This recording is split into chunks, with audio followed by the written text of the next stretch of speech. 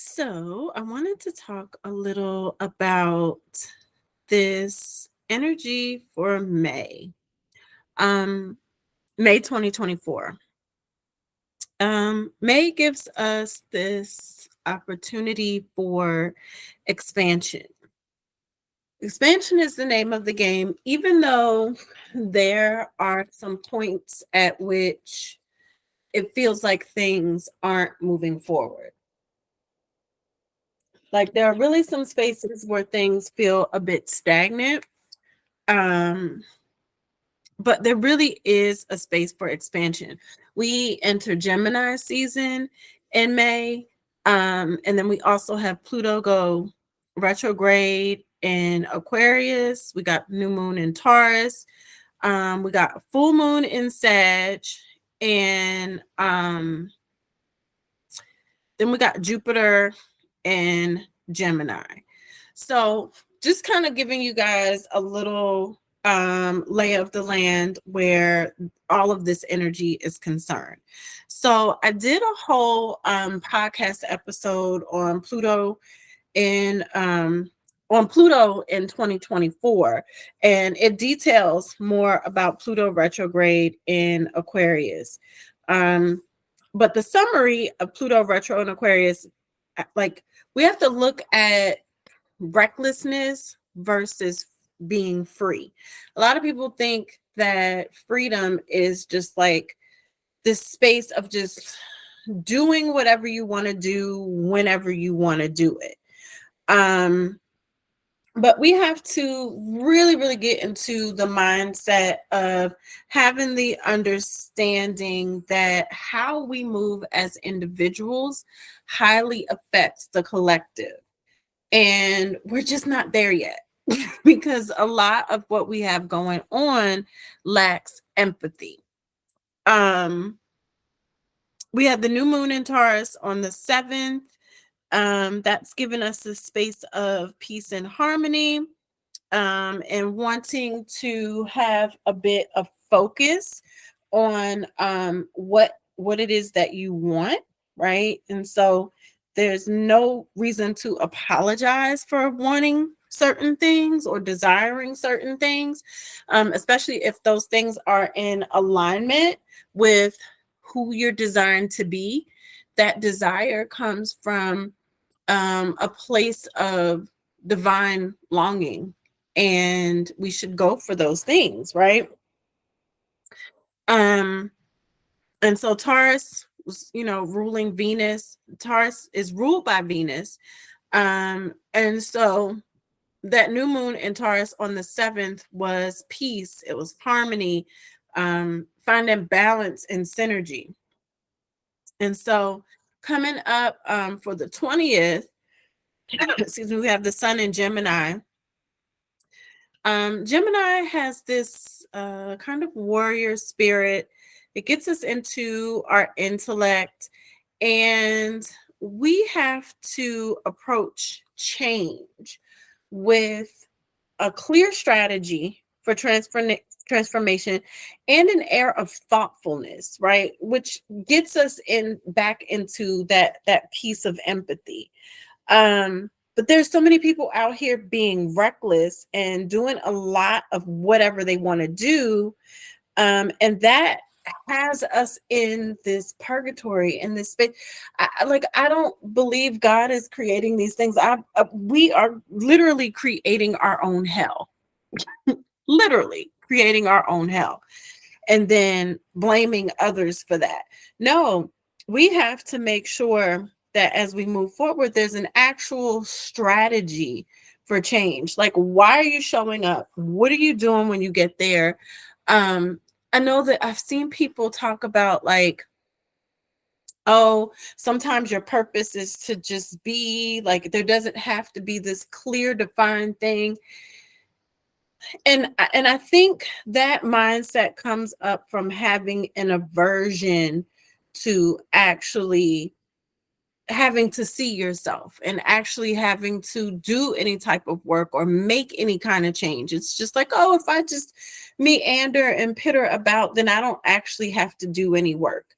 And I think that's really what's got us in the space where we're at currently, where, people are feeling lost. People are just abandoning trying to do anything because the work is hard, the work is difficult, the work is not easy. And so folks are just kind of like, oh, well, give up. Like, I don't really need to do all of this. I can just kind of go be. And sometimes that's super easy. And sometimes not doing work is actually harder than doing the work, because there's a space where you end up having to kind of scramble, even to kind of catch up or feel like you have to catch up. And I think what's happened is so many people feel so far behind, they're just like, oh, bump it. Like, what's the point? I'm not going to try to catch up on any of this. Um, on the 23rd, we have a full moon in Sag. So Sagittarius is ruled by Jupiter. So you want to look at your natal chart, figure out where Jupiter and Sagittarius are in your natal chart. These are spaces where you want to apply some of these core values that we've talked about that happened during the course of May. A full moon, of course, it shines this bright light on the path ahead of us and gives us a space of clarity.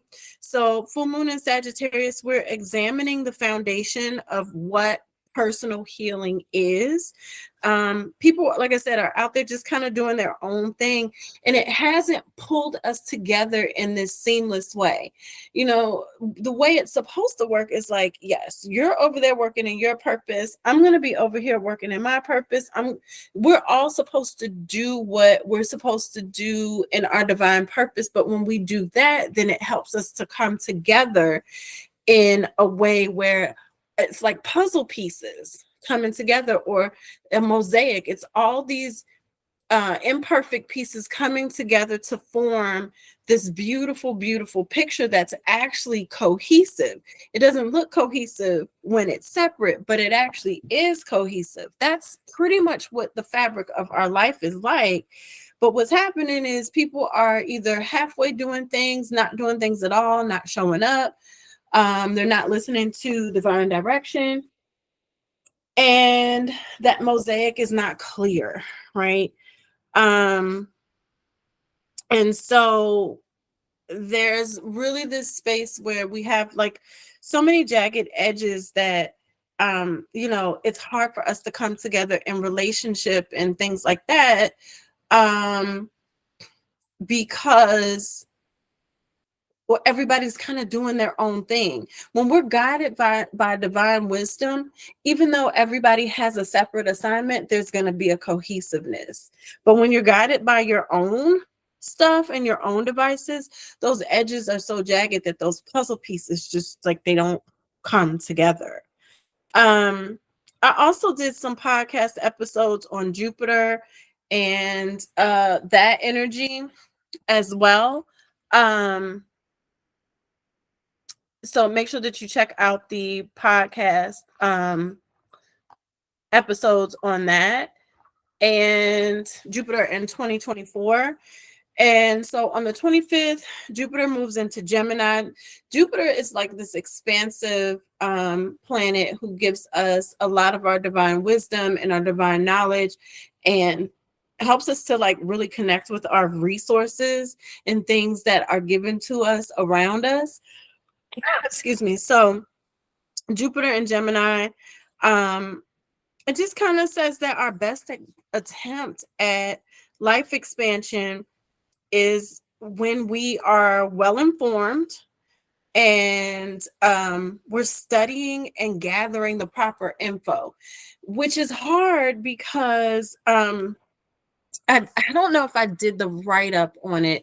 I know I had this download where I was talking about like alpha waves and frequencies that are being scrambled, and that scrambling has gotten in the way. It's almost like it's lulled us to sleep, and it's gotten in the way of our ability towards empathy, our ability to pay attention to things that matter. It's left us feeling always triggered and depressed and anxious to the point where people kind of wake up every day and it's like, okay, what can I fight about? What do I need to battle today? It's gotten us to the point where we don't think that, like, critical thinking is low. And so that Jupiter and Gemini kind of speaks to that. Like, we don't have this collective agenda like we need to. And because of that, there's this very much divide and conquer that there's energy that works for the good and there's energy that doesn't, and the energy that does not work for the good has succeeded thus far in their divide and conquer. We are the walking definition of spiritual warfare at this point. We are deeply embroiled in spiritual warfare and it is wreaking havoc on us.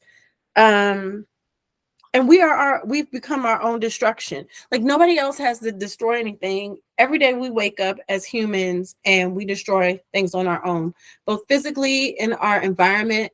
There's gluttony when it comes to overbuilding in certain places, and just having too many conveniences and too many things around us. It's like, do we really need all these things in excess, right? um the aversion to knowledge. It's like we have all this knowledge at our fingertips and still can't make smart decisions or have intelligent conversation. It's a weird thing. We're still unable to discern when, they have bots online that create hateful conversation, and people are literally arguing back and forth with bots. Literally, that decreases your comprehension and your intelligence. This attitude of me.